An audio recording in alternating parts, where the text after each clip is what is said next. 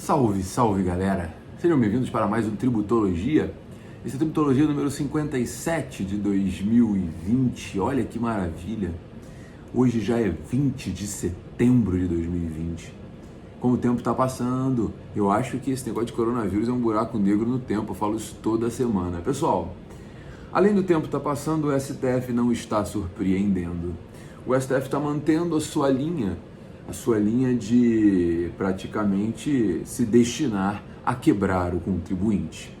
E é exatamente por isso que o Tributologia semanalmente tem abordado as decisões do STF. Pouquíssimas decisões do STJ eu consigo abordar aqui, caso contrário a gente vai ter que ter um programa de, 2 horas, 3 horas, porque as decisões em matéria tributária, elas têm sido cada vez mais cruéis com o contribuinte. Hoje, eu vou abordar um julgamento do STF que ainda não terminou, que fique bem claro, que ainda não terminou, porém já existe maioria contrária ao contribuinte.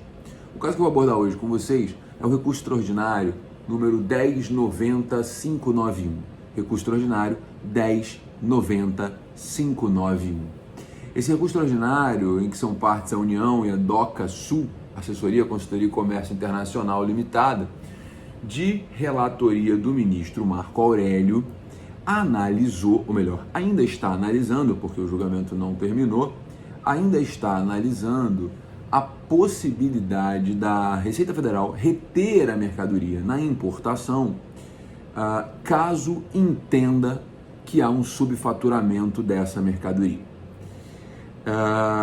O plenário virtual do STF já formou maioria no sentido de que é constitucional. O ministro Marco Aurélio, relator, ele votou favorável a essa retenção. O acompanharam os ministros Alexandre de Moraes, Edson Fachin, Ricardo Lewandowski, Dias Toffoli, Carmen Lúcia e ministro Luiz Roberto Barroso. Ou seja, a gente tem uma maioria ampla aqui. Mas para vocês entenderem qual é o caso concreto, né? A Receita Federal, no procedimento aduaneiro, ela simplesmente faz um procedimento de avaliação da carga.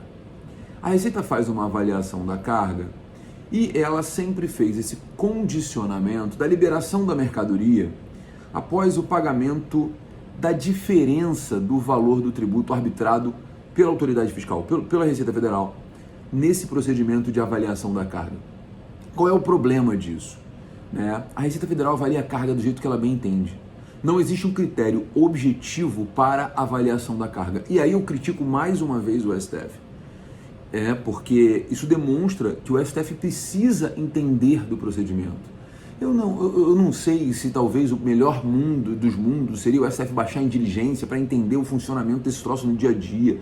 O ministro mandar um assessor para poder ir lá no porto, entender como é que funciona o procedimento no dia a dia. Porque, na verdade, e aí fica uma crítica construtiva, tá, ao procedimento aduaneiro feito pela Receita Federal, porque esse procedimento precisa ser aprimorado. Não é hoje, do jeito que está sendo feito, que a gente vai ter uma melhoria na qualidade de qualquer coisa no país. Porque como é que funciona hoje? A carga chega, o auditor fiscal ele vai avaliar o valor aduaneiro daquela carga. Né? O valor aduaneiro é a base de cálculo dos tributos na importação. Isso de acordo com o GATT.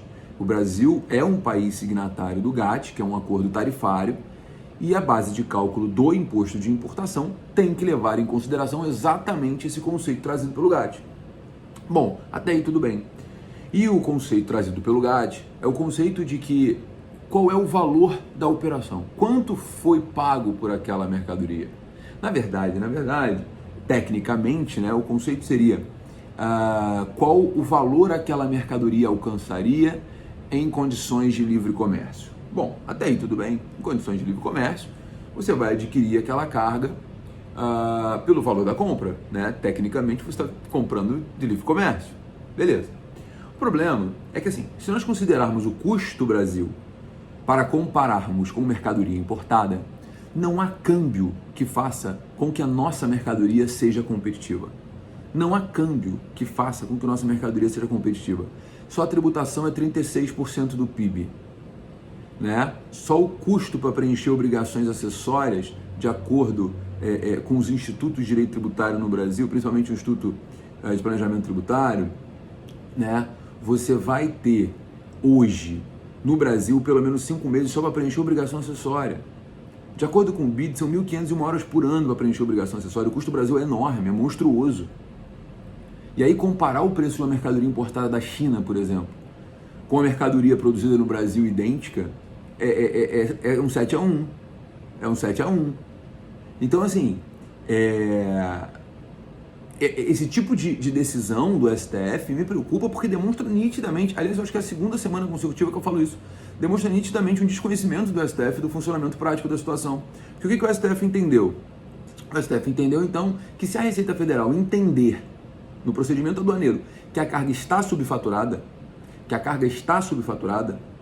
a Receita Federal pode exigir a diferença do tributo e só liberar a carga depois do recolhimento da diferença do tributo. Depois do recolhimento da diferença do tributo. E aí eu vou ler para vocês a tese que ganhou, quer dizer, que está ganhando, né? Abre aspas. É constitucional vincular o despacho aduaneiro ao recolhimento de diferença tributária apurada mediante arbitramento da autoridade fiscal. Então, o STF entendeu que nesse caso não se aplica a súmula 323. A súmula 323 que diz que é inadmissível a apreensão de mercadorias com meio coercitivo para pagamento do tributo. Porque, na verdade, de acordo com o ministro Marco Aurélio, no seu voto, o pagamento do tributo ele é condição para que a mercadoria ingresse no território nacional. Né? Então, vou abrir aspas aqui para ler uma parte do voto do ministro Marco Aurélio. Nesse sentido, é a doutrina. Não há que se confundir a apreensão, que ocorre quando verificada a irregularidade que enseja a aplicação da pena de perdimento, com a simples retenção do produto até que cumpridas as condições para a conclusão do desembaraço e liberação, como a apresentação de documentação e o pagamento de tributos devidos. Bom, fecha aspas, né? Bom, qual é o ponto aqui que eu vejo que a gente vai ter problemas seríssimos no futuro não muito distante com essa decisão? A Receita Federal arbitra o valor que ela quer sempre.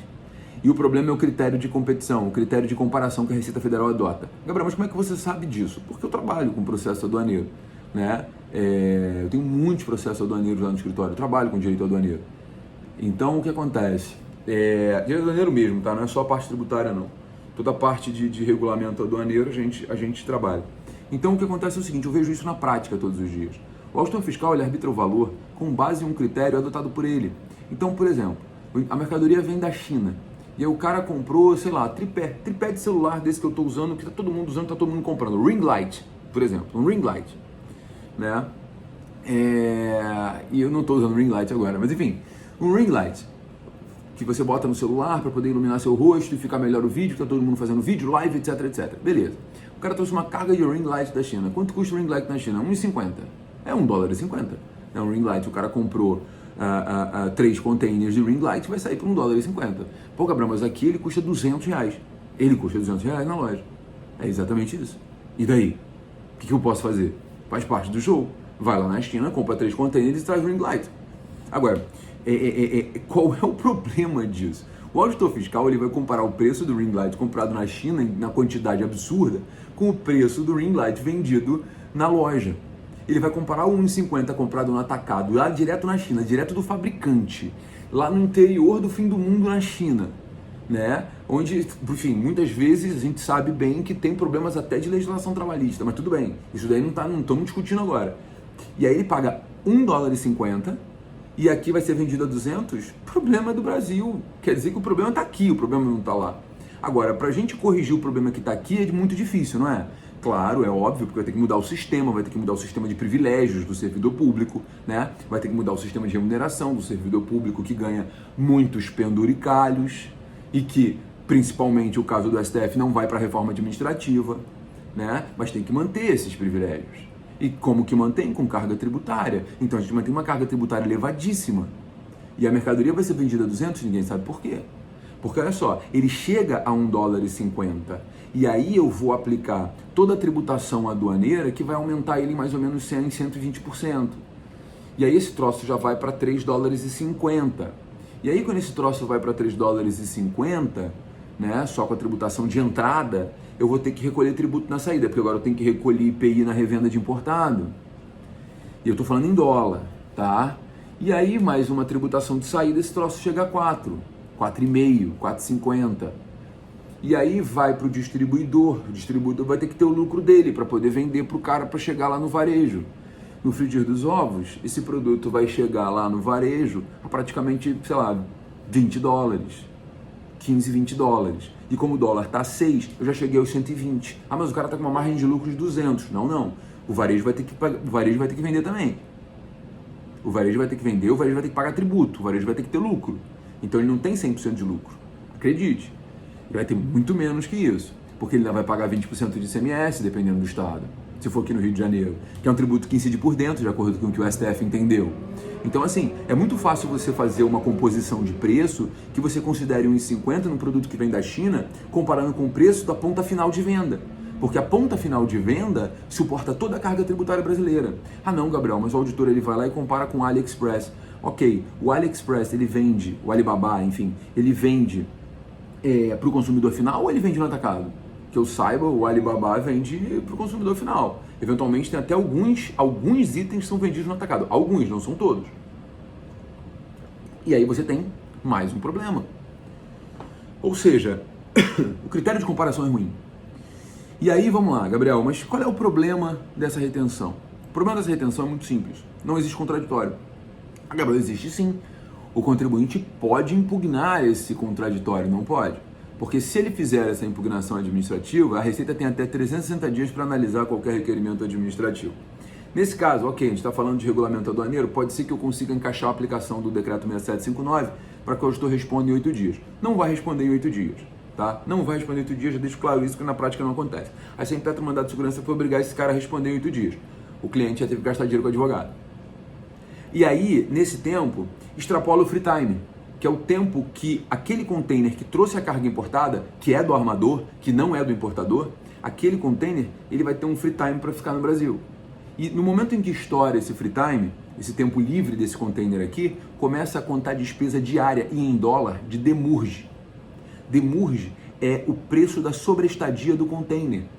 E enquanto eu estou discutindo com a Receita Federal se ela está certa ou errada. Certo? Beleza. E além da demurge, eu tenho que pagar armazenagem, porque essa carga, ela fica parada no porto. E no porto eu tenho que pagar armazenagem para uma concessionária, que, diga-se de passagem, se não pagar armazenagem, não pode prosseguir o desembaraço aduaneiro, porque a lei brasileira protege o concessionário. Então, assim, enquanto eu estiver discutindo, eu estou gerando despesa, que talvez possa cortar toda a margem de lucro do importador e ele simplesmente vai largar a carga para ser abandonada. Ele vai simplesmente abandonar a carga, porque não vai valer a pena. Ah, Gabriel, mas aí a gente ingressa com uma ação judicial. Claro, vamos ingressar com uma ação judicial. O que o juiz vai falar? Não, de acordo com o STF não é sanção política. Não é sanção política, então é constitucional. Então a única forma que eu vejo de ingressar com uma ação para discutir a base de cálculo, que é o valor aduaneiro, vai ser como? Por meio de um depósito judicial. E nesse depósito eu vou ter que depositar o valor do imposto e o valor da carga. O valor do imposto e o valor da carga. Por quê? Porque se o imposto não for pago é aplicado o perdimento e a Receita vai ter que ter a garantia da carga. Ou seja, no frigir dos ovos, o importador agora vai ter que pensar o seguinte: vou ter que dar sorte, pegar um auditor consciencioso que entenda que comércio internacional não é essa bagunça que é no Brasil, que o produto ele vem mais barato mesmo, e que existe uma cadeia produtiva para que esse produto chegue no final a R$200. E chega mesmo, né? Enfim, e aí, gente, eu falo para vocês, com toda honestidade, se isso aqui não é sanção política, o que é? Eu retenho a mercadoria para obrigar o indivíduo a pagar tributo. Se isso não é sanção política, o que é? Mas, e aí eu tenho que ser coerente com o meu discurso, o voto do ministro Marco Aurélio ele é extremamente inteligente. Porque o fundamento que ele usa é um fundamento que eu sempre usei nas minhas aulas. Sempre usei nas minhas aulas. E no fundo, eu vou me contradizer agora para dizer que eu concordo em parte com o voto. Por que eu concordo em parte com o voto? Quando a gente chega do exterior e na nossa bagagem a gente traz um computador, um iPad, um tablet, um celular e é parado na aduana, se a gente não paga o imposto de importação, a Receita retém a carga. E ao fazer essa retenção, ela na verdade, ela não está apreendendo para me obrigar a pagar o tributo. Ela está retendo uma carga porque o tributo não foi pago. O requisito para o procedimento do desembaraço é realmente o pagamento do tributo. É realmente o pagamento do tributo. Isso é indiscutível. Nesse ponto eu concordo em grau, número e gênero com o ministro Marco Aurélio. O que eu discordo? O que eu discordo? Eu discordo em um único ponto, tá? Em um único ponto. Se o indivíduo declara o valor aduaneiro de X e paga o tributo sobre o valor aduaneiro de X, e a Receita discorda, na minha singela opinião, deveria haver um procedimento específico para que o indivíduo pudesse discordar. No seguinte sentido, olha, a Receita está arbitrando um valor que não é verdade. Eu vou consularizar na China e eu vou trazer, por exemplo, vou consularizar nos Estados Unidos, onde quer que eu esteja importando, eu vou consularizar toda a minha conversa de negociação para provar que eu paguei aquele valor. Entende? Isso demora tempo, isso demanda tempo. Então, eu vou, durante esse procedimento, a carga vai ser liberada. É como se fosse uma suspensão da exigibilidade do crédito tributário. Ah, Gabriel, mas e aí? E aí que nunca mais a Receita vai reaver essa carga. Gente, peraí. Se for entendido que o valor aduaneiro era indevido, depois desse procedimento específico, com a carga liberada, aí a Receita vai lavrar o auto de infração para cobrar os tributos aduaneiros que foram, então, afastados. Depois desse auto de infração, vai ter uma representação fiscal para fins penais, porque há o crime de descaminho. E a partir daí, garante ao indivíduo o contraditório e a ampla defesa. Porque, na verdade, o que eu vejo com clareza é o seguinte: eu não posso confundir a importação da pessoa física com a importação da empresa via container no porto. São situações completamente diferentes. No caso da importação da pessoa física, essa retenção, ok, o indivíduo não declarou e não tem dinheiro para pagar, porque se ele pagar, ele libera. No caso da pessoa jurídica, há uma diferença, porque eu estou declarando e eu estou pagando. Muitas das vezes de forma correta. É a Receita que está na cabeça dela entendendo que o valor que eu estou declarando não é devido. Percebe? Então o que acontece? Nesse caso, na minha opinião, a decisão do STF emitiu o contraditório, porque o indivíduo não tem condições de contraditar aquilo ali. Não tem, porque não tem tempo para isso, ele vai perder dinheiro de outro lado. Né? Não garante ampla defesa, porque o indivíduo não vai ter o direito de se defender, porque ele vai ter despesa para se defender. Tá? E é uma sanção política, sim. É uma sanção política, sim. Por que é uma sanção política? Porque o STF está autorizando a retenção dessa carga para o pagamento do tributo. Ou seja, chegou a carga, eu declarei que o meu produto foi $1,50. Paguei tributo sobre $1,50. O auditor olhou e falou, não, esse microfone aqui não custa $1,50. Ele custa $10 porque eu acho que custa $10. Tá bom, e aí? Porque eu acho. Esse é o problema, é o porquê eu acho. E aí ele vai segurar o microfone no porto e ele vai dizer, você não vai tirar ele daqui enquanto você não pagar a diferença de imposto. Qual era o procedimento correto? Eu vou lavrar o auto de infração, vou te entregar e você vai sair daqui. Você vai impugnar, se você não impugnar, vou mandar para a Fazenda Nacional, a Fazenda Nacional vai inscrever em dívida ativa e vai te executar. Ponto. O nome disso é contraditório para a defesa. O nome disso é Estado Democrático de Direito. E é por isso que eu defendo semana sim, semana também. Enquanto nós continuarmos admitindo as pequenas violações de direitos fundamentais, as grandes violações continuarão acontecendo. O STF não para. Nós estamos com decisões perigosíssimas para a democracia. Isso gera uma força monstruosa para a Receita Federal, que agora arbitra o valor do jeito que ela bem entender e o contribuinte que lute. O contribuinte que lute para efetuar o pagamento do tributo. Portanto, a decisão do STF no recurso extraordinário 10.90.591, na minha opinião, abre a porteira. Abre a porteira, sabe para quê? Para que amanhã ou depois a carga esteja transitando entre Rio e São Paulo, seja parada no porto, na barreira fiscal de Resende, e ali o auditor fiscal estadual do Rio de Janeiro fale: não houve o recolhimento da substituição tributária relativa à NCM tal, ao CFOP número tal. Então eu vou reter aqui a mercadoria, porque o requisito para a entrada no estado do Rio de Janeiro é o CFOP pago. É a substituição tributária relativa àquele CFOP efetivamente pago. Se não tiver a substituição, eu não vou liberar a entrada. Se não tiver o recolhimento, eu não libero a entrada. E eu não estou violando a súmula 323, porque eu não estou apreendendo mercadoria para te obrigar a pagar o tributo. Eu só estou impedindo a entrada porque o imposto não está pago. E a lei estadual deixa claro que para entrar o imposto tem que estar pago. Perceberam o risco que nós temos? Gabriel, mas são situações completamente diferentes. Cuidado. Cuidado, que muitas vezes aquilo que parece muito diferente acaba ficando igual, com o único objetivo de aumentar a arrecadação. Lembrem-se, já dizia John Marshall, o poder de tributar envolve o poder de destruir. Esse poder sem limites acaba com a sociedade. Acaba com a sociedade. E nós estamos neste caminho.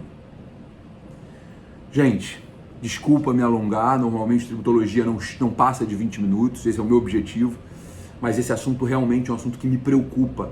Me preocupa porque viola a decisão do STF, ela é violadora, na minha opinião, do contraditório, da ampla defesa, porque na prática o importador não vai poder exercer o contraditório, o importador não vai poder exercer a ampla defesa. Se a Receita Federal decidir que o valor da carga é subfaturado, a Receita Federal vai reter a carga e o contribuinte que lute para poder pagar a diferença e tentar recuperar depois na revenda. Sabe quem vai pagar a conta? Eu e você, consumidores finais. Nós vamos pagar a conta, sabe por quê? Porque efetivamente o importador vai repassar esse custo para você, para mim. E nós, mais uma vez, vamos continuar nos dando mal, porque é assim que funciona. Gente, muito obrigado, muito obrigado. Muito obrigado pela audiência, pelo carinho. Não se esqueçam de se inscrever no meu canal, lá no YouTube, aqui no podcast e lá no Instagram. Galera, muito obrigado, foi um prazer enorme. Um beijo grande, espero ter trazido alguma luz a esse debate e na semana que vem tem mais tributologia. Um beijo, galera, e até a próxima semana. Tchau, tchau, meu povo!